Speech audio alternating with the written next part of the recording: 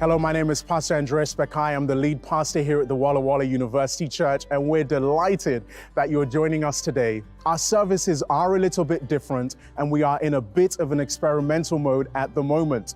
But we would love to hear your thoughts and your comments about what church means and what it looks like for you during this time of social distancing. You can reach out to us on Facebook, on Instagram, or via our church website with your comments and with your ideas. We also invite you to become a part of our ministry and to donate to us. You can give through the link on our website for your tax-deductible donations, or you can give to the local church budget using Cash App.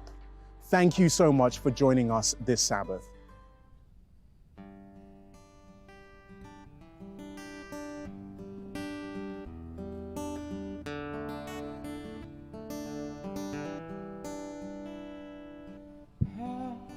Me not the gentle Savior, hear my humble cry. While on others thou art calling, do not pass me by. Savior, Savior, hear my on others thou art calling, do not pass me by. Let me at thy throne of mercy find a sweet relief, kneeling there in deep contrition.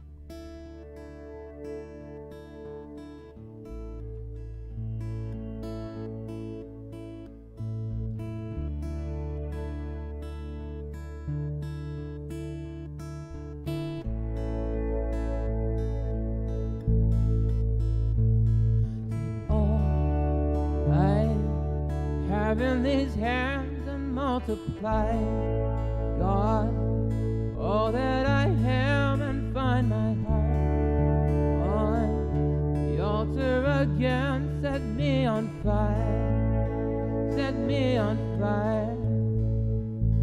Take all I have in these hands and multiply, God, all that I am, and find my heart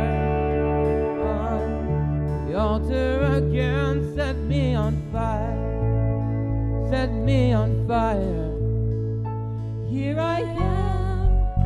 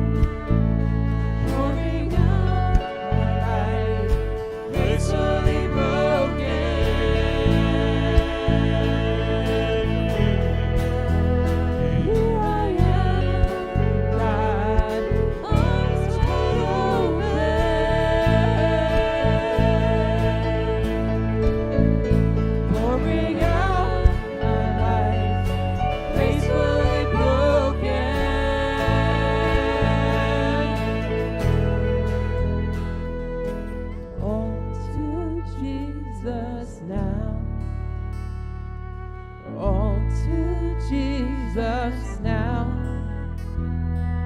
holding nothing back, holding nothing back. I surrender to Jesus. I surrender to I surrender to Jesus. I surrender to Here I am, God, arms wide open,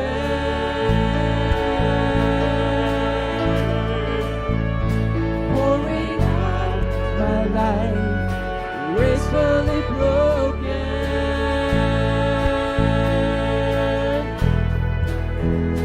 Here I am, God, arms wide open,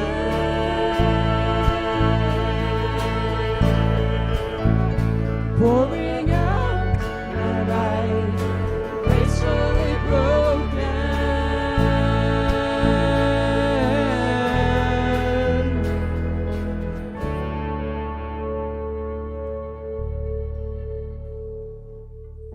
Your power at work in me.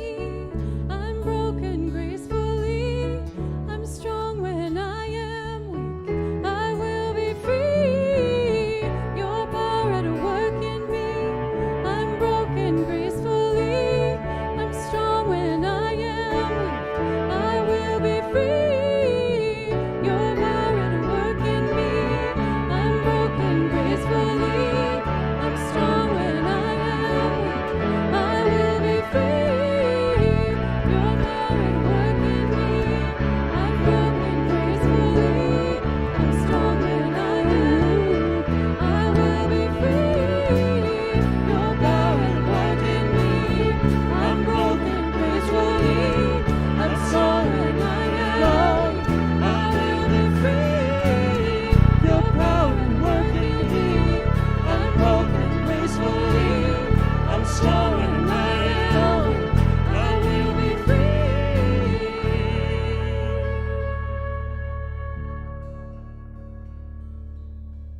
Here I am, God, arms wide open,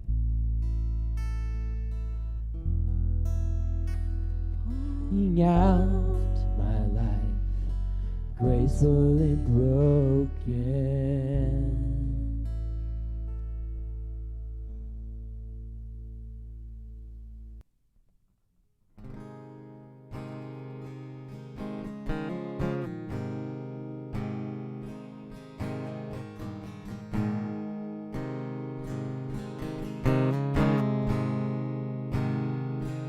I love you, Lord. Oh, your mercy never fails me. And all my days I've been held in your hands. From the moment that I wake up until I lay my head, oh, I will sing of the goodness of God. 'Cause all my life you have been faithful. 'Cause all my life you have been so, so good. With every breath that I am able, oh, I will sing of the goodness of God. I love your voice. You have led me through the fire, and in darkest nights you are close like no other. I've known you as a father, I've known you as a friend, and I have lived in the goodness of God.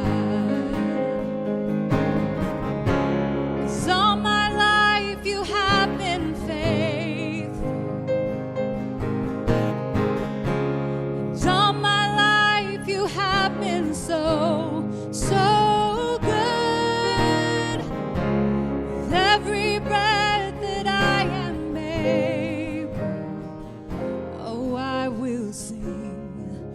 the goodness of God. 'Cause your goodness is running after, it's running after me. 'Cause your goodness is running after, it's running after me. With my life laid down, I surrender now. I give you everything. 'Cause your goodness is running after, it's running after me. 'Cause all my life you have been faithful. 'Cause all my life you have been so, so good. Every breath that I am able, oh, I'm gonna sing of the goodness of God. 'Cause all my life you have been faithful. 'Cause all my life you have been so, so good. With every breath that I am able, oh, I will sing of the goodness of God. Oh, I will sing of the goodness of God. Good morning. Thank you so much for Part of the fun of coming here to Walla Walla is that I know so many people and many faces. It's even interesting being here this morning. I realize so many faces that are familiar, that it's been so many years since I've had interaction with one-on-one. But looking forward to being a part of this community. As the children and youth ministries pastor and having my first sermon here, I was thinking, what does that mean? Do I need to come up with some great act? Do I need to have, a smoke machine or something to make this all exciting and interesting? Which I love those sorts of things. I've actually really enjoyed being parts of drama and other types of visual type ministry. So doing something that's fun and unique and creative is something I like to do. On the other hand, as I was thinking about it, I think the most important thing that any of us needs to know is that we are loved, that we are cared for, and that there's somebody there listening. And so as a new pastor coming into this church, I am hoping that type of level of trust can be grown with me and with you, and that we can grow into a relationship where some of those meaningful parts of life can be shared together. It's hard to share some of the heaviness of life when you're on your own. And thinking about that, I'm just remembering my own experience. As a teen, I remember I mentioned earlier that my grandmother died when I was 13. That was pretty significant. She was a huge part of my life. She was also, my mom had gone through a lot of chronic illness with rheumatoid arthritis. And so she had been very active in our growing up, my grandmother had. So about that time, and after she died, I went into a kind of a depressive state. And at the time, I didn't even realize, I didn't associate it with my grandmother, but it was a time that was just dark. There were a lot of questions going on in my life, a lot of fears. And I remember one day, we lived pretty close to the church. And one day I thought, you know what? I just got to talk to somebody who will understand me and listen to me. And I started thinking, I wonder if the pastor's at the church. So I started down the road, and it was about, I would say, a mile and a half down to where the church was. And so I started down the road walking, and I got halfway down the road, and my courage failed me, and I turned around.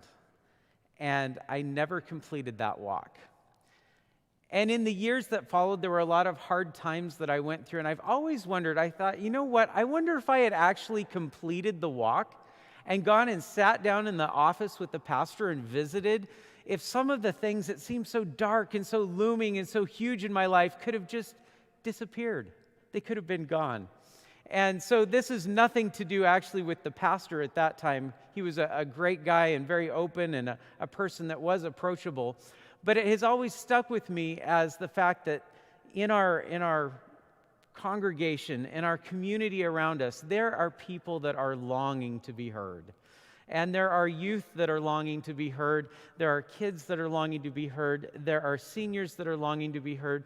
So many things we carry on the inside that if we can sometimes just share those with somebody else and invite God into that experience, so many burdens would just disappear or be lifted. And in fact, in my own life, I found that as time has gone on, burdens have lifted as I've been able to express and share and be in that kind of an experience. So I'm hoping as I enter into this church and into this congregation that trust can be built, so burdens can be shared and relationships can be built. This summer, the conversations going on Sabbaths have been about the parables Jesus told. And I believe Jesus told parables so that hearts could be opened and so that the listeners at whatever age they were at, whatever culture they were coming from, could hear the words that were being spoken. Because it wasn't just rhetoric, it was a story that was engaging. Today we're going to look at Luke chapter 8, verses 10 through 14, one of Jesus' parables. And it's one of those that, there are parables that you look at it and you go, oh, that's a parable, because it has a very much of a story feel to it. This one also is a story feel, but you can almost just see it happening right in front of you. It's like maybe he's just seen this the other day, and this is something he's bringing up as an illustration. Jesus said this, 2 men went to the temple to pray. One was a Pharisee, and the other was a despised tax collector. The Pharisee stood by himself and prayed this prayer. I thank you, God, that I am not like other people. I can almost imagine him as he says that, kind of looking out of the corner of his eye at the other people. Cheaters, sinners, adulterers. I'm certainly not like the tax collector, that tax collector, in fact. I fast twice a week, and I give you 1/10 of my income. But the tax collector stood at a distance, dared not even lift his eyes to heaven as he prayed. Instead, he beat his chest in sorrow, saying, "Oh God, be merciful to me, for I am a sinner." I tell you, this sinner, not the Pharisee, returned home justified before God. For those who exalt themselves will be humbled, and those who humble themselves will be exalted.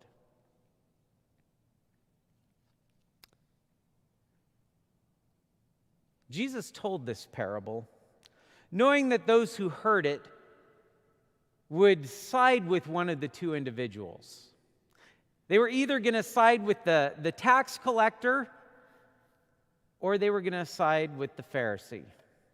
Now, there's a word in English that has also been used for this same story, and it's the word publican. Sometimes that will be used interchangeably with the tax collector, simply because publicans had a history of being independent contractors that worked for Rome, and they would collect taxes, but they had other jobs and contracts that they would get involved in, such as buildings in the cities and towns, and having other parts of the society. So it was a person that was used by the Romans, but it was usually also someone who there would be a bidding process sometimes, who would get the highest bid, who could say, well, I'm going to get the most taxes for Rome. And then if they met their quota, anything they got in excess was theirs personally. So you can imagine that sort of a system lent itself to someone trying to get the most they could, the biggest bang for their buck, and not always using honest moral scruples in order to accomplish that task. So Jesus is telling this, and he knows his hearers are probably going to side one way or the other. And as I'm looking at it, it almost seems cliche. Who are we going to side with? Well, of course, the poor tax collector. Poor guy, he's the one everyone hates. So that's where the story goes. And maybe because we've heard the story so many times, that's where we'd want to go. You know, typically what will happen is we talk about Jesus and his interactions with people in his day, is that we will have, there's the big bad Pharisees that we want to say, man, we don't want to be like the Pharisees, they're just evil. And then there's the sinners and the poor and the tax collectors, and we just kind of lump them all together. As I was thinking about this story, though, I began to realize as Jesus was telling it, that most people listening to the story, except the tax collector, probably were on the side of the Pharisee.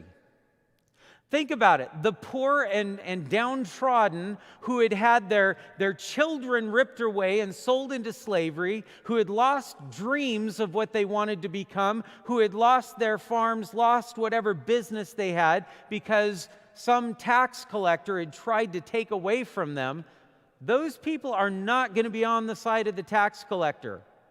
As this story is being told, the only person that is going to be at all relating to it is the tax collector, maybe a few of his friends, and that's it. Jesus knows this because he's telling a story that he's wanting to try and touch every heart with. He's wanting every heart to wrestle with what he's talking about.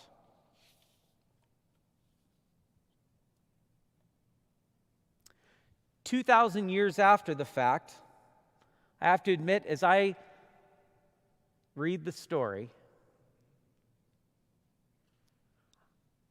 I don't have any emotional bias toward the tax collector. He hasn't taken my sons and daughters. He hasn't ruined my business. He hasn't taken all my money so I can't have my wife go into the doctor. He hasn't done any of that. It's easy for me to just let him pass just for that and not even feel much in my own soul. In fact, I can relate to him. He's passionate and real. He's crying out. The text doesn't say he's crying out, but I don't think I can, even in my wildest imagination, imagine someone beating their chest and whispering. If he's beating his chest, something is going so bad within his soul that he is crying out to God. He's pouring out his soul. Deep inside, there's something in me that longs for his honesty. Maybe it's the part that in all of us happens when we sit in a room and we look at all the people around us that we know and are engaging in a social situation and wishing, I just wish these people knew me. I wish they really could enter into my heart.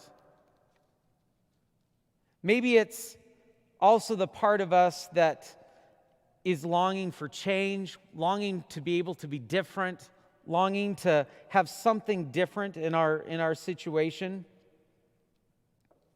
This ability to relate to the tax collector, to the publican, can be an asset in this story, but it can also be a negative. Because maybe in just aligning ourselves with the publican, we might forget what the heart of the story is all about. What is really, because Jesus is lifting up the publican's experience, the tax collector's experience. But what is it about that experience that he is trying to bring home to his listeners?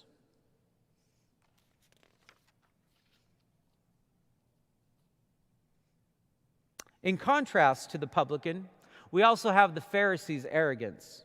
and his arrogant response.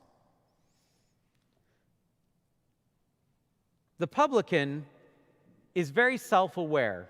He knows where he's been. He knows what his problems are. He's pouring them out, hoping for something that will bring him up from the place he's at.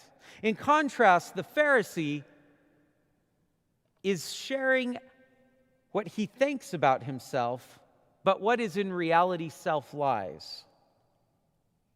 Self-lies aren't necessarily easy because we have a conscience that does prick us about self-lies, but they do come naturally. The man of sin or woman of sin that lives inside of us naturally wants to lie about who we are, wants to protect the brokenness. So for the Pharisee to become in good standing with his community, he had to spend years fabricating a parallel identity, living half-truths, shutting down his conscience when confronted with others' pain. To our 21st century sensitivity, this arrogance and hypocrisy is offensive, it grates against us, and it automatically says, no, this is not truth. This Pharisee should be condemned. However, the truth of this parable and the problem of the Pharisee is very much alive among us today. It fills social media pages where we post happy pictures of family and friends being together, and in reality, those people are angry and fighting and hurting. It lives when you or I look at somebody else and despise the way they live, the way they act, the way they even glorify God. It lives also in those whose love grows cold towards those that believe differently or have some different political or theological ideology. In short, I would say the heart of this parable is all around honesty in a person's life. How honest are you? I have a friend who's had a very difficult life. She's suffered a lot in her life, and she's in fact she's a church member that I had from years back. We've been in a friendship for years, and this interesting thing is she was in a district I had many years ago, and then more recently she's been in another district, and so I've had time to get to know her over the years and some of her struggles and things she goes through. I asked her if I could share this story because she's been through so much in her life, and she's had a lot of people that have lied to her, and so that's very hard for her to deal with. As a result, Revelation 21 has been something that she's quoted to me before, talking about liars, because lying hurts, and she's been hurt by people who have lied. Revelation 21:8 says this, right after it talks about the glories of heaven and what heaven looks like, it says, "But for the cowardly and unbelieving and abominable and murderers, immoral persons and sorcerers, idolaters and all liars," that's highlighted when she's quoted this one to me, "their part will be in the lake that burns with fire and brimstone, which is the second death." So she's shared this a few times. It's saying even some of the people that have lied to her, she's shared this text with. It's one of those texts that's kind of painful actually to listen to, because I don't like, first of all, hearing about the second death. It's a terrible, sad, horrific experience for someone to be consumed. So it's not a text I go to and relish. However, once again, like in Revelation and other places, those who are suffering, sometimes it's appealing to hear, hey, those that are hurting others there's going to be a stop to it. However, recently, I thought it was interesting, and this was the part she said, hey, why don't you share this? Is that her eyes were opened as she was reading the text that she was getting comfort in and that she had quoted to many people. She read from the beginning, and she read about the cowardly and the unbelieving. And she said, you know what, Pastor? I'm cowardly and I'm unbelieving. And suddenly she realized she had to stop quoting the text. In reality, what had happened is she realized her own lie.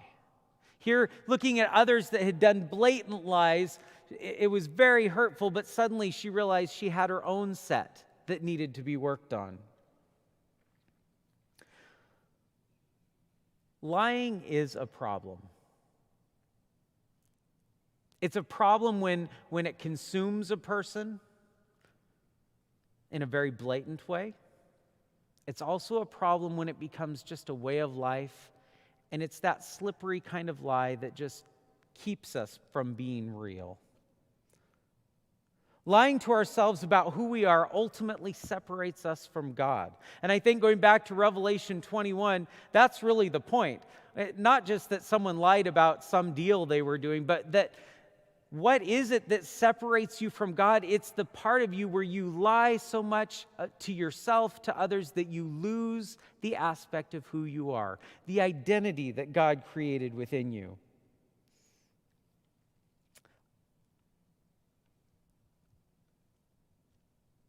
I think also of the parable of the 10 bridesmaids, where Jesus says that when the 5 foolish bridesmaids come up to the door of the wedding, these girls had been out there, it was part of the Eastern culture of processing through town with the bridegroom coming to the house, and the 5 that had ran out of oil and didn't have themselves together, they show up at the door of the bridegroom, and they knock on the door and say, Lord, Lord, open the door for us. And he calls back, believe me, I don't know you. That ending to that story is really a heartbreaking response. It's really connected also with Revelation 21. It's connecting us to the fact that the more we lie to ourselves, the more we create a false identity, the more we lose of who we are, the person God has made us to be. I think the only response we can have to it is say, God, how do I become honest? How do I become honest and real and authentic?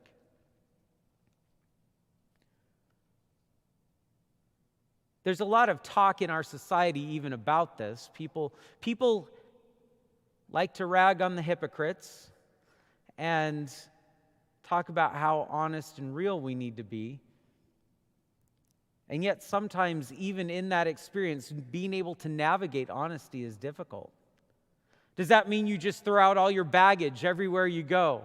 You let everyone know everything about you?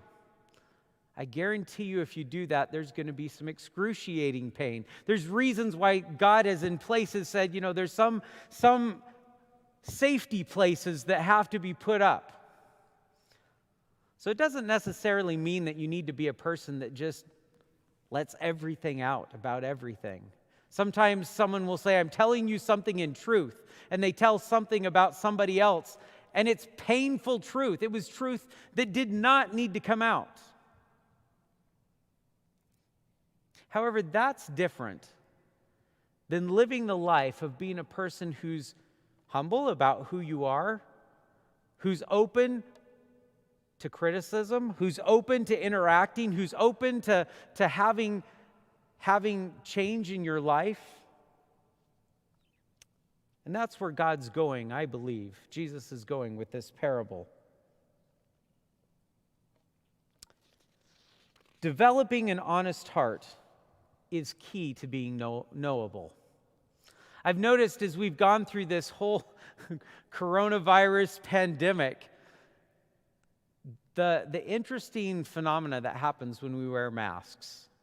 I'm one that I have some immune-compromised people in my family, in my house, so I wear my mask regularly.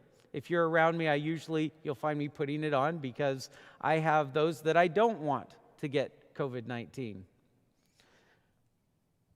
However, I also have noticed the distance that develops with the mask. Notice the fact that how is it that some little piece of fabric going over your mouth suddenly makes the other person feel a world away? It's true. In a sense, that's where lies and lying about ourselves takes us. The more we cover the person we are, the less knowable we are. In fact, to me, the masking up has really illustrated the fact that I really don't want to become part of some ultimate reality with no body. That does not sound good. When you lose your body and your identity and the pieces of you, and I'm saying that and realizing probably out there's some of you that have maybe lost a limb or lost some part of your body. It's got to be uncomfortable. It's a changing experience, and we live through it and deal with it.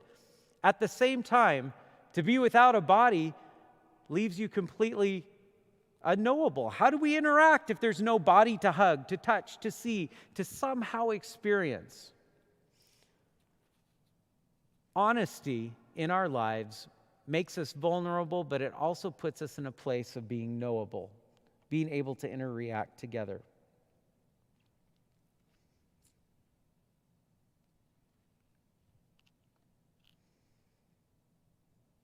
Developing a heart of honesty is really not something we can do on our own. Our human response is not to be honest. It starts with a divine, miraculous experience really in our heart.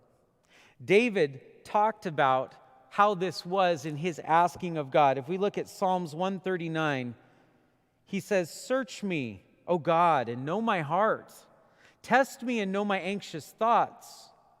Point out anything in me that offends you, and lead me along the path into everlasting life." Growing into honesty starts with the asking, the begging of God to be there.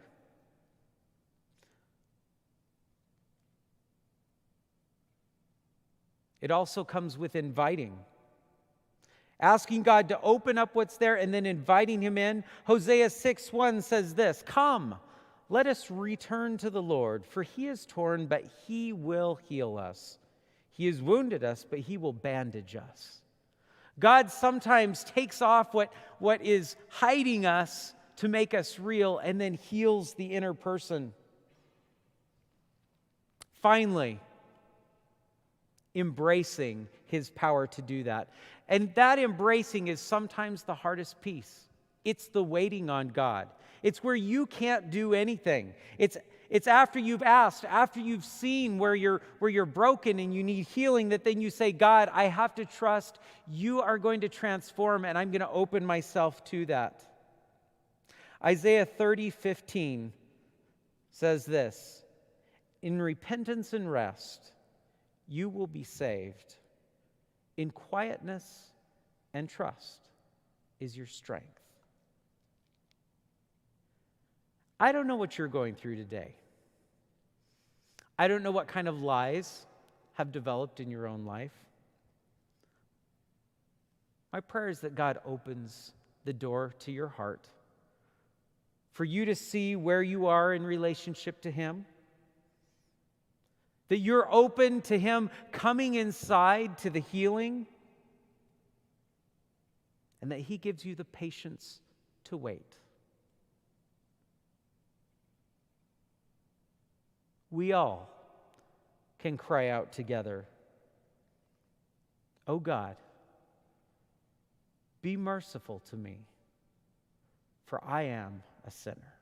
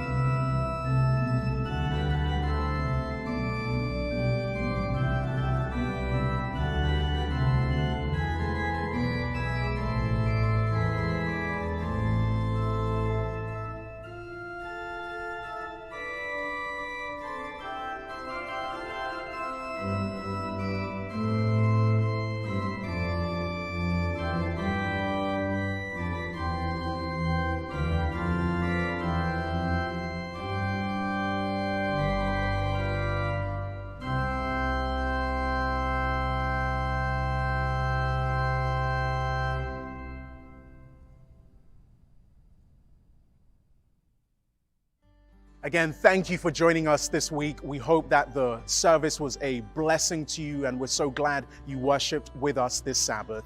Please let us know where you're joining us from. You can send us a message on our social media, on Facebook, on Instagram, on our church website. And we pray that you have a wonderful week and God's richest blessings go with you.